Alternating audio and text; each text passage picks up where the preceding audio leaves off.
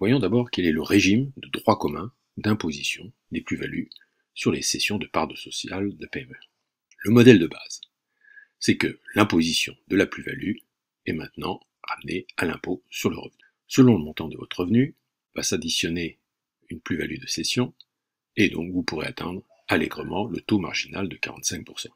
Bonus supplémentaire pour les heureux cédants, taxe additionnelle de 3% si vous dépassez 500 000 euros, taxe additionnelle de 4% au-delà de 1 million d'euros.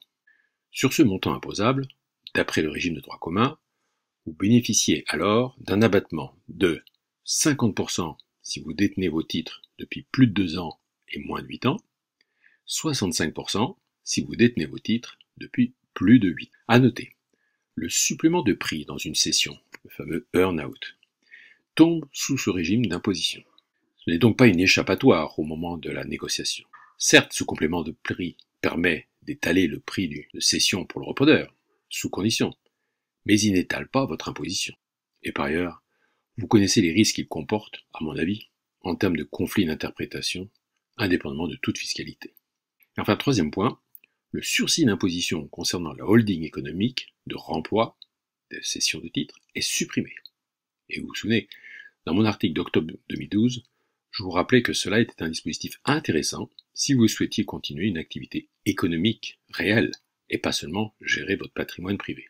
Mais cela n'est absolument plus possible. Quels sont donc les 3 cas d'avantages fiscaux concédés sur le régime de droit commun? Dans ces 3 cas vont s'appliquer d'autres taux d'abattement. L'abattement est de 50% si vous détenez vos titres depuis plus de 1 an et moins de 4 ans.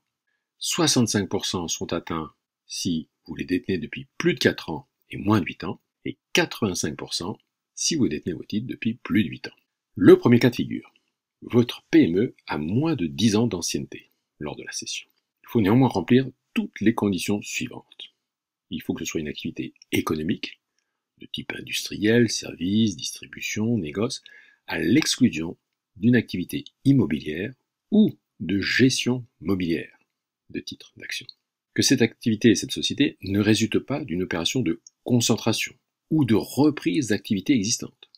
Donc attention, pour les repreneurs, cela ne pourra pas s'appliquer. Il faut que cette société soit bien sûr soumise à l'impôt sur les sociétés et avoir son siège dans l'Union européenne. À noter, très important, que ces dispositions s'appliquent également aux cessions de titres de holding, en rappelant que cette holding doit en plus obligatoirement être animatrice de ses filiales, c'est-à-dire réaliser des prestations administratives, de compta, juridique ou autres, et que ces filiales elles-mêmes doivent vérifier les conditions d'éligibilité. Donc, a priori, pas de filiale immobilière. Deuxième cas, la cession se fait à destination de votre groupe familial. Ce cas concerne la cession de titres détenus à plus de 25% par un groupe familial, c'est-à-dire l'associé, les associés, les ascendants, les descendants, frères et sœurs, depuis plus de 5 ans.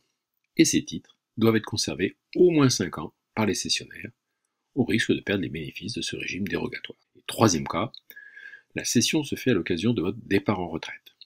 Le dirigeant de PME détenant plus de 25% des titres, et éventuellement avec son groupe familial, doit cesser toute fonction dirigeante ou salariée dans son entreprise cédée dans un délai de plus ou moins 2 ans par rapport à sa demande de liquidation de retraite. Mais la nouveauté consiste à d'abord appliquer un abattement fixe de 500 000 euros à ce montant de la plus-value, et puis après, imputer les abattements proportionnels en fonction de la durée de détention, donc de 1 à 4 ans, de 4 à 8 ans et plus de 8 ans. Conclusion.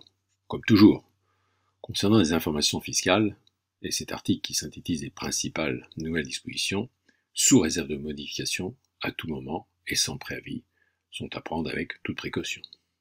Il va de soi que pour toute opération de cession de titres de votre PME, vous avez la responsabilité de consulter un avocat fiscaliste, seul à même de vous confirmer l'applicabilité de ces dispositions, toujours à jour, et surtout les critères détaillés d'éligibilité à ces régimes dérogatoires.